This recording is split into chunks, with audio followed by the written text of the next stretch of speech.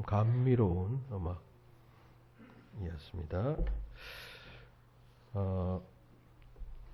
이제 5월 가정의 달을 맞아서 지난 3주간에 걸쳐서 자비로운 아버지의 비유 속에 나오는 그 아버지를 우리가 주목하면서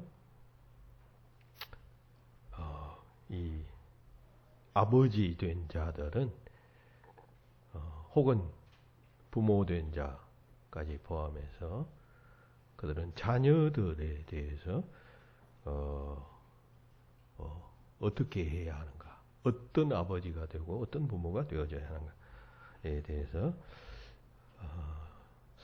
살펴보았습니다.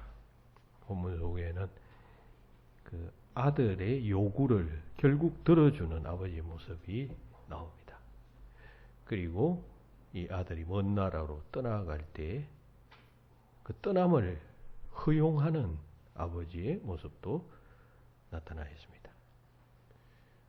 그리고 먼 나라로 가서 가진 재산을 다 탕진하고 돼지들이 먹는 쥐엄 열매로 배를 채울 때 이 탕자는 아버지가 생각이 납니다. 그 생각나는 아버지, 기억나는 아버지의 모습을 말씀드리면서 우리 부모 된 자들도 그 자녀들이 삶의 현장에서 실패하고 어려움을 겪을 때 그 아버지의 사랑, 부모의 사랑이 생각나고 또 부모의 교훈이 생각나는 그런 자가 되어져야 한다. 그런 떠오르는 아버지가 되어져야 한다라고 하는 이야기를 지난 주일날 말씀드렸습니다.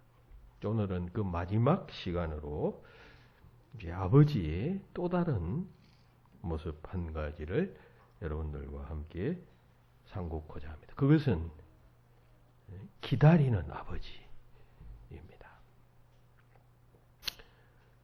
기다리는 아버지.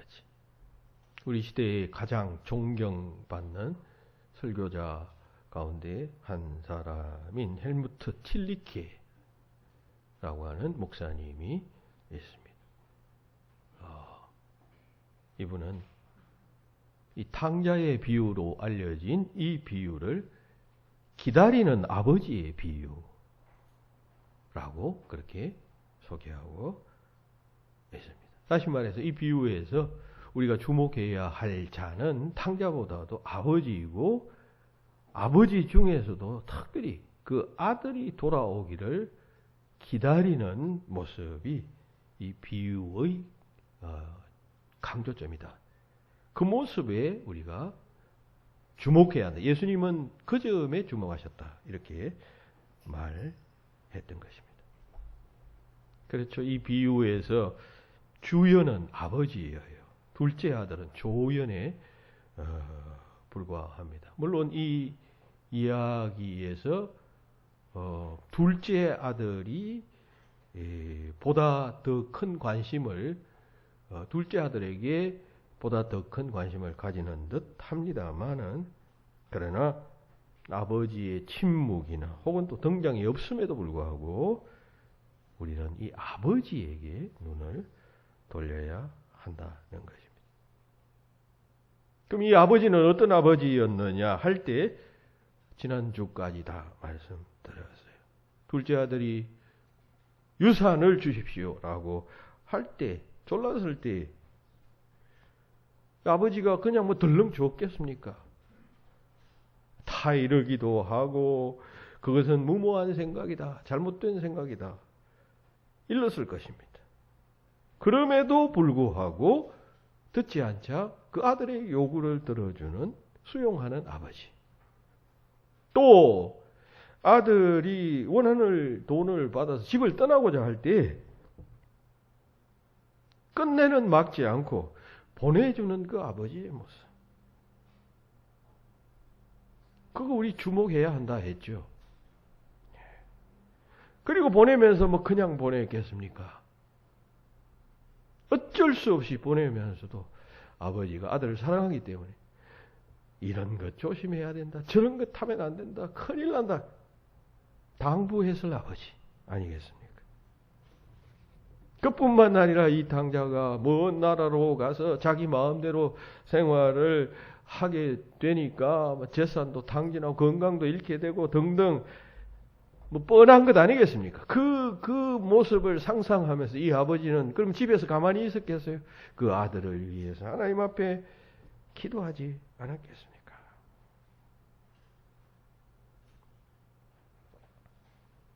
그런 아버지의 모습을 우리가 보다 더 주목해서 보아야 한다라고 했습니다. 그리고 앞에서 말씀드린 틸리케가 말한 대로 이 아버지는 그 아들이 돌아오기를 간절하게 기다리고 있었다는 점을 우리는 오늘의 말씀을 통해서 유추할 수가 있죠.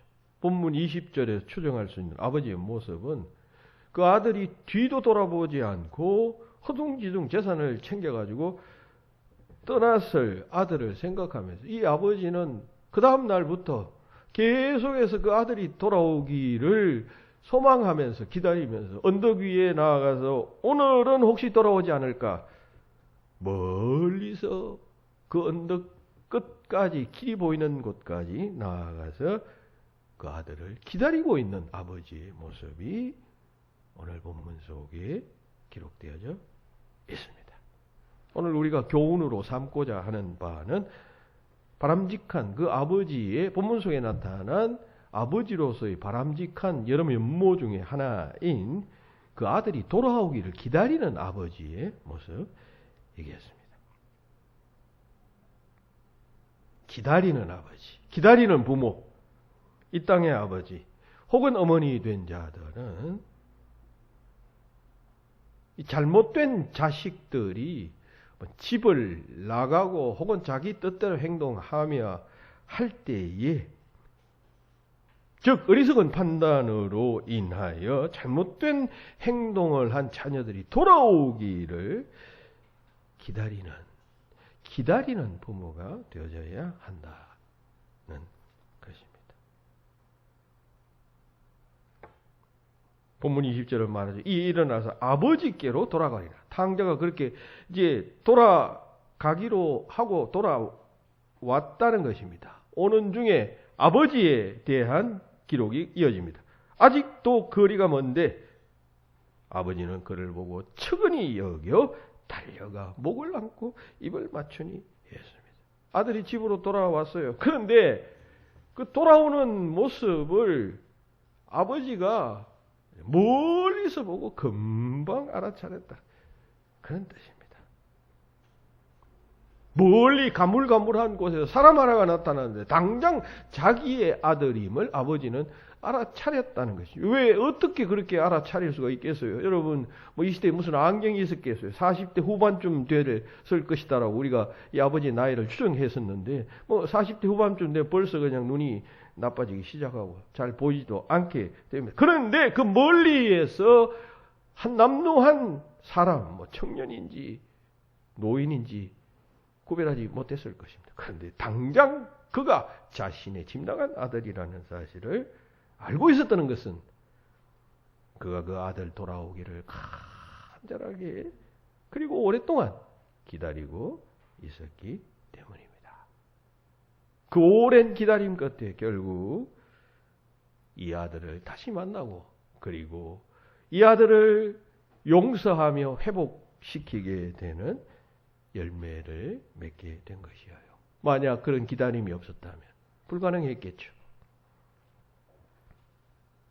이 본문 속에 이 기다리는 아버지처럼 잘못된 길을 들어선 자녀들이 있다고 할 때, 그리고 제 고집대로 그냥 행한다고 할 때, 그가 돌아오기를 기다리는 부모가 될 수 있어야 합니다. 하나님께서 우리를 오랫동안 참으시고 기다리는 것처럼 우리들도 우리의 자녀에 대해서 그리할 수 있어야 한다 말이죠. 모든 면에서 다 그렇게 하라는 그런 이야기는 아니에요. 여러분, 부모가 자녀에 대해서 기다리는 것 외에 할 수 있는 일이라고는 아무것도 없을 때가 있습니다. 그때 그리 해야 한다는 것이죠.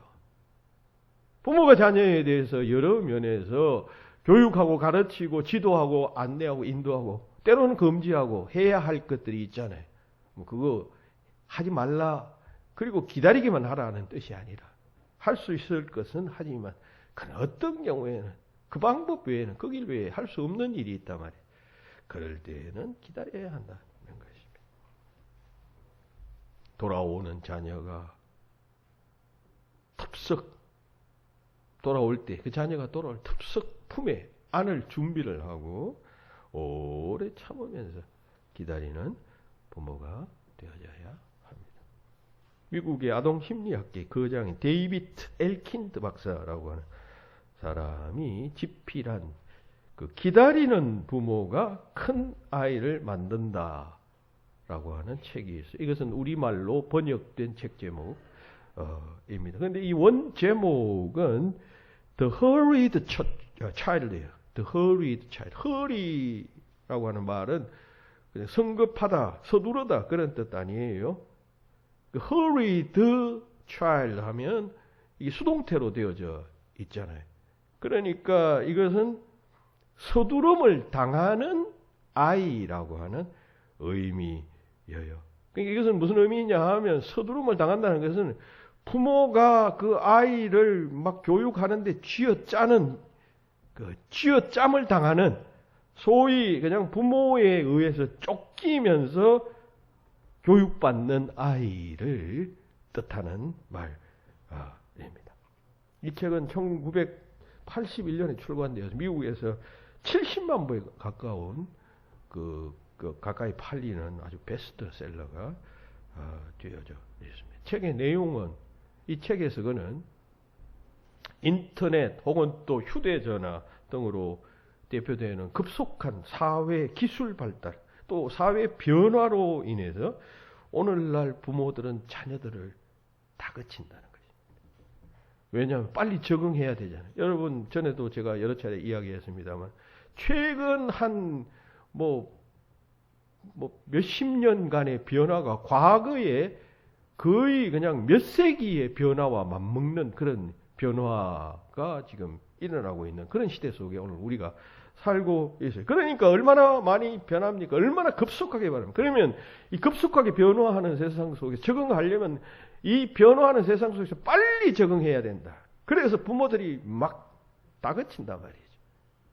그래서 그냥 초등학교 들어가기 전부터 그냥 4살, 5살 때부터 그냥 과외를 시키고 공부를 시키고 그래야 적응한다. 그래서 언어도 배우고 이렇게 하는 시대 속에 살고 있다. 그래서 부모들은 자기 아이가 슈퍼키드가 되기를 원한다.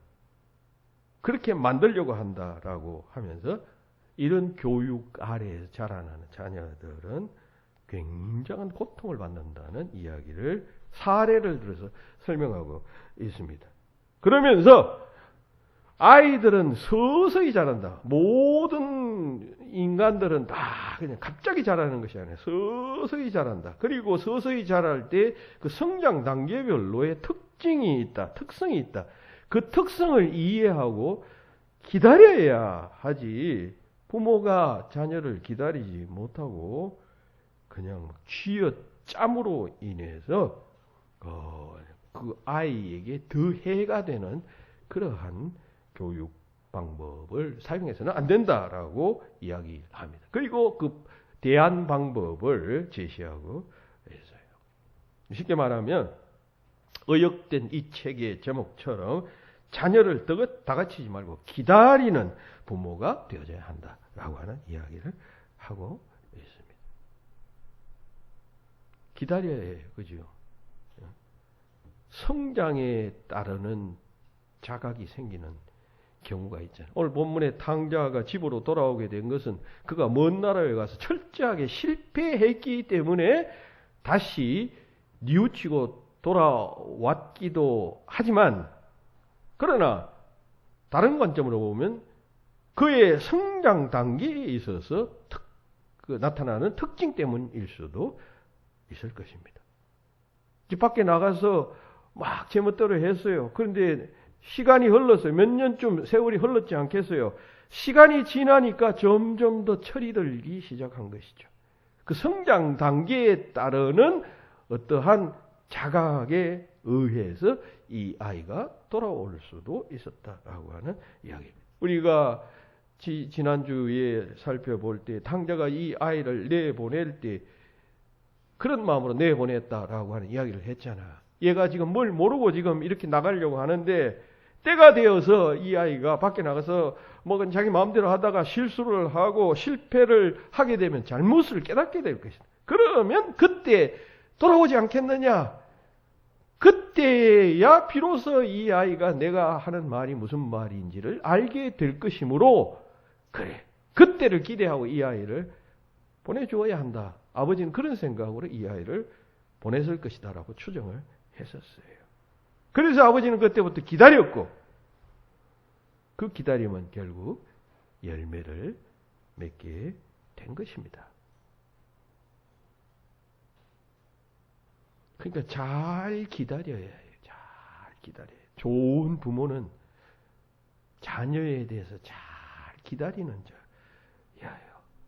부모의 시간 테이블에 맞춰서 그냥 밀어붙이는 것이 아니라 잘 기다리는 부모가 좋은 부모인 것입니다. 여러분, 이것은 부모 자식 관계에서만 문제뿐만 아니라 모든 삶에 있어서 기다림은 매우 중요한 성공의 원리가 된다는 사실을 우리가 잘 알아야 합니다. 삶에서 열매를 거두는 자는 다 기다릴 줄 아는 자예요. 여러분, 농부가 씨를 뿌려놓고 그 다음날 곡식을 거두는 것이 아닙니다. 거의 1년을 기다립니다. 혹은 6개월 정도를 기다려야 열매를 거두는 것이에요. 신앙도 마찬가지예요. 기다릴 줄 아는 자가 열매를 거두는 것입니다. 잘 기다려요. 여러분, 우리 그리스도인의 궁극적 소망은 영생 안에 영원 불멸한 삶을 천상에서 상상할 수 없는 영광과 함께 그리스도와 함께 영원히 누리는 것이 우리의 궁극적인 소망인데, 여러분, 이 소망은 언제 오나요? 그날이 도래할 때까지 기다리는 자에게 오는 것입니다. 기다림의 과정을 반드시 요구하고 있어요. 기다리지 못하면, 참지 못하면 뛰쳐나가게 되고 벗어나게 되고 딴 길로 가게 되는 것이에요. 그러면 이 소망된 삶은 우리에게 찾아오지 않는 것이죠.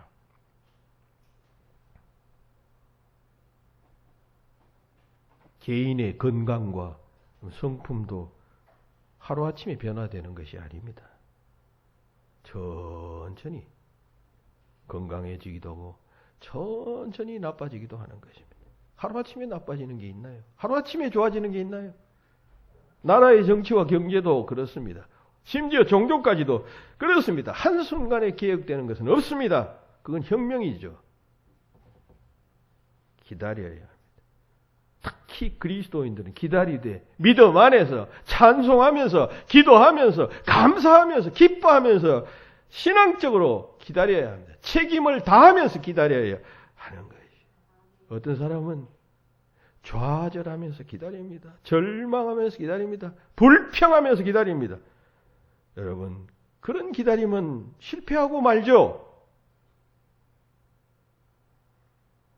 기다리되 잘 기다려야 합니다. 신앙인은 하나님께서 이 문제를 해결해 주실 길을 바라는 마음으로 기다려야 하는 것이에요. 하나님께서 내가 해결하는 것이 아니라 하나님께서 이 문제를 해결하실 것이라고 믿으면서 기다리는 것이에요. 여러분, 그런 말씀이 성경 속에 나와 있잖아요. 시편 40편 1절에 보면 내가 여호와를 기다리고 기다렸더니 귀를 기울이사 나의 부르짖음을 들으셨나이다. 기다렸더니만 하나님께서 들으시고 응답해 주셨다 이야기입니다. 잠언 8장 34절에서도 말씀합니다. 누구든지 내게 들으며 날마다 내 문 곁에서 기다리며 문설주 옆에서 기다리는 자는 복이 있도다. 기다려야 돼요. 기다려야 돼요. 자기 타임 테이블에 그냥 멋대로 시간을 정해놓고 그냥 그 시간이 오기를 여러분 소망하고 있으면 안 돼요. 하나님의 타임 테이블에 그냥 맞도록 그 시간에 맞춰갈 수 있어야 합니다. 크리스찬 부모는 신앙 안에서 그 자녀를 기다리는 자예요. 잘 기다려야 합니다. 유대인 어머니들은 아이가 가지고 싶어 하는 물건이 있으면 일주일을 기다리게 합니다. 금방 사주는 것이 아니라. 그리고 또 일주일이 지나서 다시 한번 묻습니다. 이거 아직도 원하니? 묻습니다. 그러면 예 원합니다 하면 다시 일주일을 더 기다리게 합니다. 그래서 그래도 갖고 싶으면 또다시 일주일을 더 기다리게 한답니다. 그 다음에 그것을 사준다고 해요. 그러니까 합하면 전부 3주를 기다리게 하는 것이죠. 이것은 왜 이렇게 하느냐 할 때에 이렇게 해서 유대인 부모들은 자녀들에게 갖고 싶은 것이 있어도 돈이 없으면 갖고 싶어도 가질 수 없다는 사실을 먼저 그들에게 가르치는 것이래요.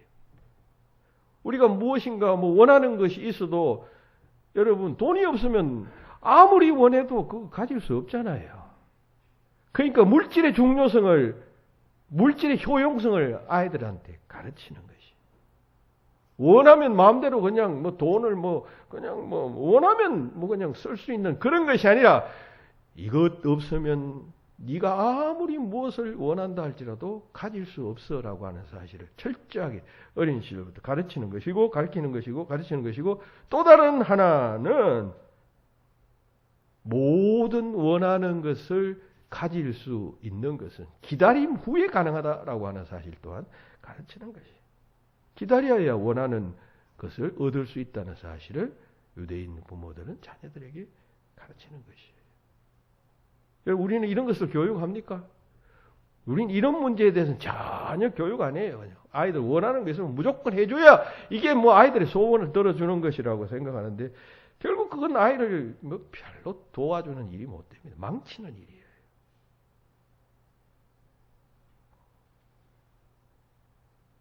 신앙생활은 잘 기다리는 생활이에요. 어려운 일이 생기고 이해할 수 없는 사건이 생겨서 그 사건 속에 내가 휘말려 들어가더라도 신실하신 하나님께서 이 일을 해결해 주실 것이다 라고 하는 사실을 믿고 기다리는 생활이 신앙생활이에요. 믿음 생활은 이 자동차 운전과도 같아요. 여러분 자동차 운전할 때 그냥 정지되어 있던 차에 타서 그냥 갑자기 액셀레이터만 밟으면 가나요? 시동 켜고 1단 넣고 2단 넣고 3단 넣고 4단 넣고 이렇게 가는 것이에요. 처음부터 4단 5단에서 출발하는 자동차가 있나요? 단계별로 가는 것입니다. 천천히 가는 거예요. 그러니까 잘 기다려야 해요.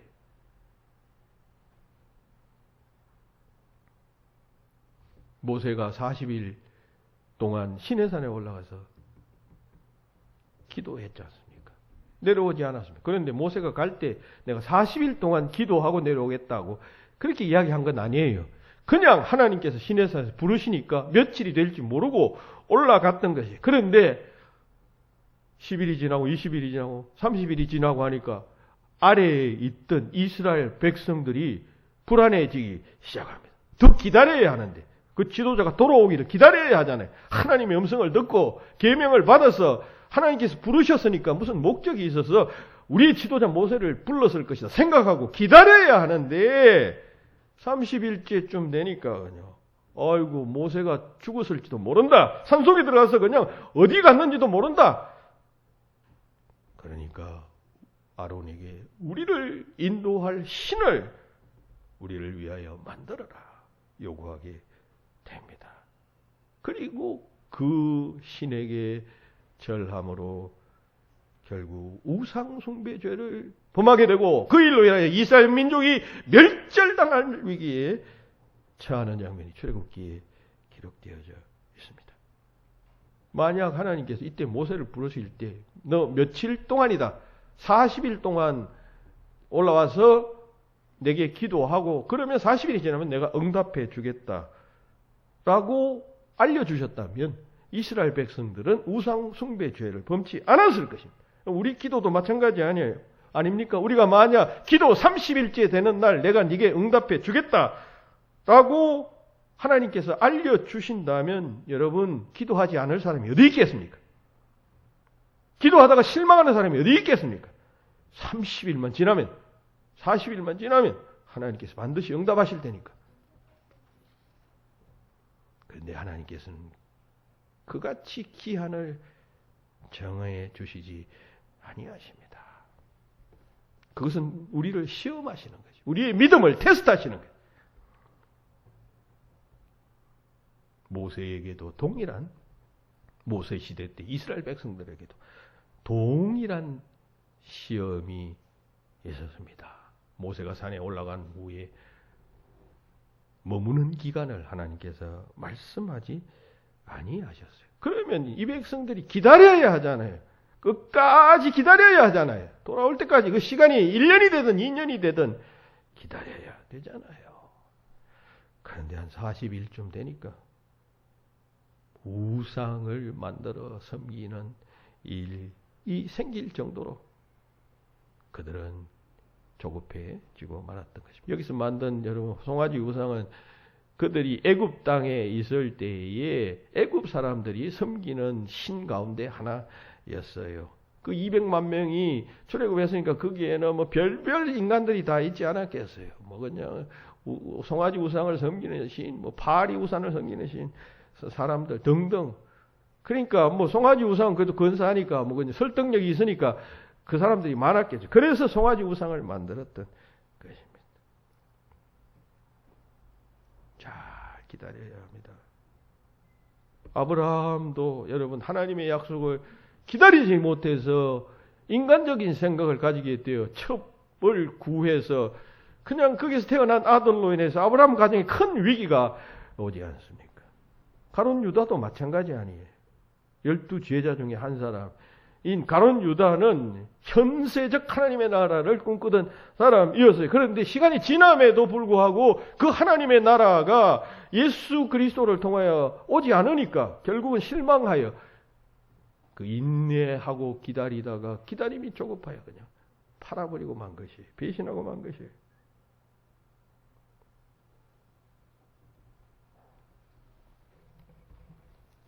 바람과 함께 사라지다라고 하는 장편 소설은 마가렛 미첼이라는 여류 작가가 쓴 것입니다. 이 사람 원래 신문 기자였는데 그 다리에 부상을 입어서 그 신문사를 사직하고 집에 전업주부로 있다가 한 3년에 걸쳐서 쓴 작품이 이 바람과 함께 사라지다라고 하는 세계적 명작이에요. 근데 이게 써서 뭐 금방 출판이 됐냐 하면 이제 이 원고를 가지고 출판소에 찾아가서 이거 책을 좀 만들어 주십시오. 요청을 해야 될 것 아니에요. 출판소에서 허락해야 그게 가능할 것 아닙니까?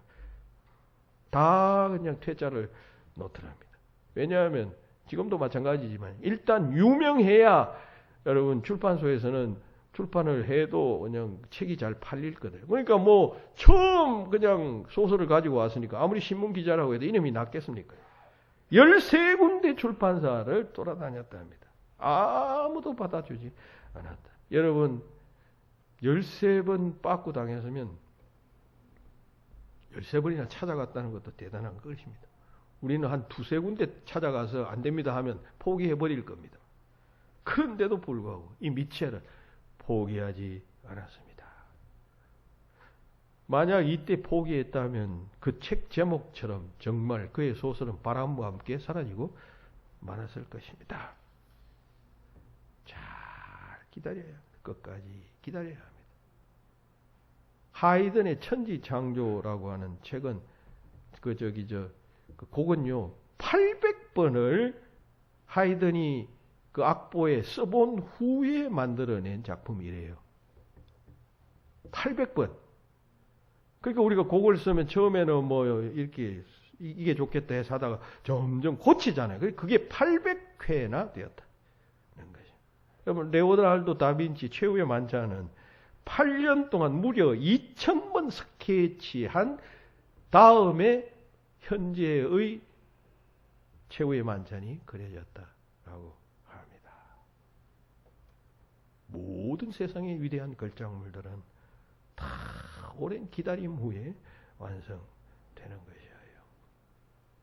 유명한 베토벤은 여러분 하나의 곡을 작곡하는데 최소한 12번 이상을 다시 썼다고 합니다. 여러분 이 말은 제가 이해가 돼요. 왜냐하면 저도 설교를 해서 책을 만드는데 적어도 한 편의 설교를 만들려면 글로 된 설교를 만들려면 최소한 10번 이상은 교정해서 우리 부목사님 타자 친다고 애먹습니다만 최소한 10번 이상은 뭐 그 정도는 기본이니까 이게 무슨 말인지 제가 이해가 돼요. 여러분 세상 일도 그러한데 자녀가 사람 되기를 기다리는 일은 더더욱 그러하지 않겠습니까? 사랑으로 애끓는 마음으로 오늘 우리가 성시교도 읽었습니다만 주의 율법과 교훈과 말씀과 가르침으로 여러분 기다려야 하는 것이에요.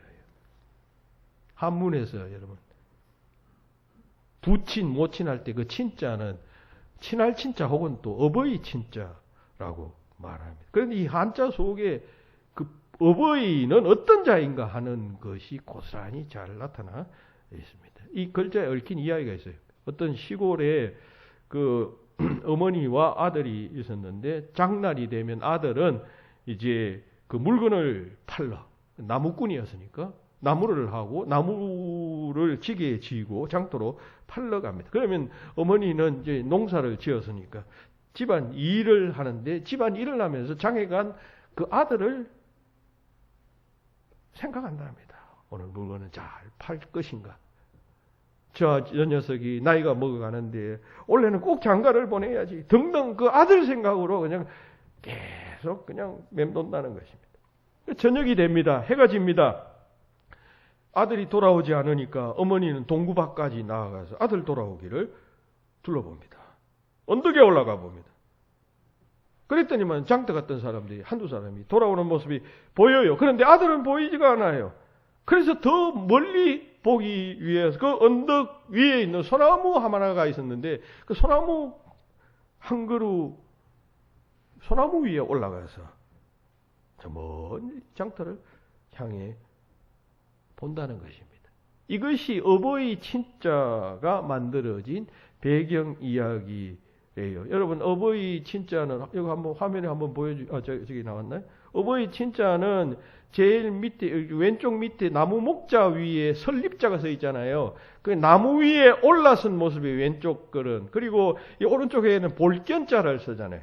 그러니까 나무 위에 올라가서 쳐다본다는 것이에요. 돌아오기를 기다리면서 바라보고 있다라고 하는 뜻이에요. 그러니까 이 단어 속에는 이 글자 속에는 기다림이라는 그러한 중요한 부모의 특성이 여기 들어가 있는 것이에요. 세상의 어버이들은 어떤 자이냐 할 때 자녀가 안전하고 무사하게 돌아오기를 기다리는 자이다라고 하는 이야기인 것이죠. 하나님께서 우리를 그렇게 기다리시는 것과 같이 부모된 자들 역시 자기 자녀에 대해서 그렇게 기다려요. 누누이 이야기하지만 자녀는 자기 소유가 절대로 아니에요. 그거 착각하면 절대로 안 돼요. 하나님께서 일정 기간 동안 위탁하신 거예요. 절대로 자기 소유라고 생각하면 안 돼요. 자기 소유라고 생각하는 그 순간부터 여러분 실수를 경험하게 됩니다. 하나님께서 일정 기간 동안만 내게 양육하라고 맡겨주신 자녀라고 생각하고 결국 하나님께로 돌아갈 아이, 하나님께서 찾아갈 아이라고 생각하고 그렇게 키워야 합니다. 그러면 잘 인내하면서 잘 기다릴 수 있어야 합니다. 한 부모가 오페라 공연을 관람한 다음 극장 지배인에게 전화를 걸어 말했다면 지난밤에 비싼 다이아몬드 브로치를 내가 그 극장에 하고 갔었는데 그만 그 극장 안에서 잃어버렸어요. 그거 좀 찾아줘요. 지배인은 그럼 전화를 끊지 말고 잠깐 기다리세요 했답니다. 그리고 온 직원들을 다 동원해서 그 극장 안을 수색했습니다. 그랬더니만 그 잃은 브로치를 찾았어요. 그래서 그 지배인이 그 브로치를 가지고 이제 다시 전화기로 온 것이죠. 그 부인과 통화하려고. 그런데 이미 그 여인은 그 전화기를 끊어버린 상태였습니다.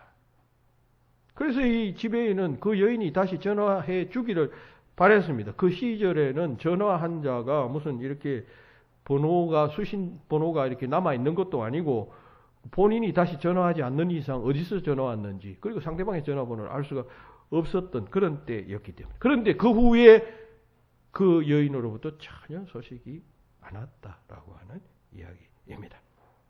전화 끊지 말고 기다리라 했는데 그 짧은 기간 좀 기다려야 하잖아요. 그런데 한 시간이 걸렸던 시간이 걸렸겠죠. 그러니까 한 10분, 20분 지나니 보통 전화상에 20분 이상 기다리는 사람 어디 있겠어요. 그러니까 못 찾았는 모양이다 싶어서 끊어버린 것이에요. 없는 모양이다 판단하고 끊어버린 것이에요.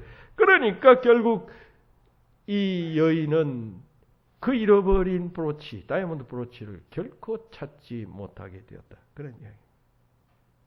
우리는 이 다이아몬드를 찾지 못한 여인을 향해서 어리석다라고 말하겠지만 사실 우리 믿는 자들이 대부분 이와 같은 태도로 신앙생활을 하고 있고 기도하고 있습니다.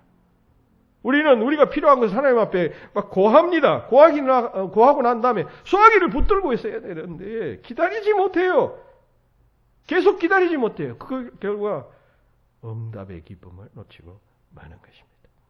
하나님께서는 우리 기도에 응답하실 때 그 응답을 종종 늦추실 때가 있습니다. 왜냐하면 이게 늦게 응답받아야 아까 이야기 드린 유대인 부모들이 자녀가 원하는 것을 천천히 주는 것과 마찬가지로 그래서 무엇을 알게 하는 것과 마찬가지로 그렇게 천천히 응답게 하심으로 하나님께서 깨닫게 하고자 하시는 것이 있을 때는 그렇게 늦게 응답하시는 것이에요. 그러니까 감사함으로 잘 기다려야 하는 것이에요. 잘 기다려야 하는 것이에요. 찬송하면서 말씀 안에서 그리고 하나님께서 이것을 통하여 더 좋은 것을 주시고자 하신다는 그런 신뢰 안에서 잘 기다려야 하는데 잘못 기다리면 그 기다리면 실패할 가능성이 매우 높아지고 그리고 유익은커녕 해가 되기도 하는 것입니다. 말씀을 맺습니다. 시간이 많이 갔습니다. 여러분, 르네상스 시대 때의 대표적인 화가인 이태리의 레오나르도 다빈치와 함께 역사상 가장 위대한 화가로 평가받는 17세기의 그 네덜란드의 렘프란트 반 레인이라는 그런 화가가 있습니다. 이 사람이 그린 세계적인 명작 가운데 화면에 보이는 저 그림, 저게 탕자의 귀향이라는 작품이에요. 보시다시피 저기에는 5명의 인물이 표현되어져 있는데 뒷모습이 보이는 저 사람은 탕자예요. 머리도 다 빠지고 옷도 다 헤어지고 아버지 앞에 이제 무릎 꿇고 돌아와서 지금 용서를 구하는 모습이고 그리고 오랜 기다림 끝에 돌아온 아들을 지금 품어 안고 격려하는 두 손으로 그냥 어깨를 치면서 격려하는 아버지의 모습이 거기에 표현되어져 있고 그리고 저기 뒤에 어두움 속에서 희미하게 보이는 사람은 첫째 아들입니다. 아버지의 말에 순종해서 끝까지 집안에서 아버지와 함께했던 아들은 동생이 돌아온 모습을 어두움 속에서 저렇게 저 녀석 왜 왔지 하는 마음으로 그렇게 보고 있다는 것입니다. 그리고 나머지 두 사람은 그 집의 청지기 혹은 하인인 것으로 추정합니다. 그 두 사람이 아버지와 아들의 해우를 지금 지켜보고 있는데 그런데 이 그림에서 매우 그냥 주목해서 보아야 할 부분은 여러분 이 그림에서 여러분들은 자세히 잘 안 보이실지 모르겠는데 이 돌아온 아들을 아버지가 지금 등 뒤에 손을 대고 지금 격려하고 있잖아요. 용서하는 뜻으로. 그런데 그 손이 두 손이 특별하다는 것이에요. 두 손이 달라요. 한쪽 손은 억센 남자의 손, 왼손은. 그리고 오른손은 아주 여린 여자의 손으로 렘브란트는 그렸다는 것입니다. 그건 무엇을 의미하느냐 할 때 이 아버지가 이 탕자가 돌아왔을 때 어떤 부성적 사랑뿐만 아니라 모성적 사랑으로도 이 돌아온 탕자는 그림은 무슨 소리를 내지 못하잖아요. 그러니까 보이는 것으로 무엇인가 메시지를 전해야 하는데 그 부성적 모성적 사랑 다 공이 합해서 이 어린 아들을 갖다 지금 끌어안고 회복시키고 있다라고 하는 그런 메시지를 간접적으로 전하고 있는 것입니다. 다시 말해서 오랜 기다림 끝에 결국 이 아이를 회복시키는 그 아버지의 모습이 저 그림 속에 표현되어져 있는 것 아닌가 하는 생각이 듭니다. 그렇다면 우리들도 이 그림 속에 나오는 기다리는 아버지와 같은 아버지가 되어서 기다리는 아버지, 기다리는 부모, 우리 자녀들이 하나님 나라의 용서와 사랑, 기쁨, 그거 얻고 배울 수 있도록 해야 합니다. 진정 복된 삶이 무엇인가를 가르쳐 줄 수 있는 그런 부모가 되어져야 합니다. 자녀는 여러분들의 소유가 아니에요. 여러분들은 마음대로 그냥 내가 원하는 대로 이리하고 저리하고 할 수 있는 존재가 아니에요. 하나님께서 일정 기간 맡겨주신 존재예요. 존중히 여겨야 돼. 귀하게 여겨야 돼. 인격적으로 대해야 하고. 내 소유처럼 마음대로 내 원하는 대로 그렇게 할 수 있는 존재가 결코 아니라는 사실을 잘 알고 바르게 부모다운 부모가 되고 그 자녀가 아름다운 회복의 길로 들어서기를 기다리는 아름다운 부모들이 되어야 하겠습니다. 그런 여러분들이 다 되시기를 주의 이름으로 축원합니다.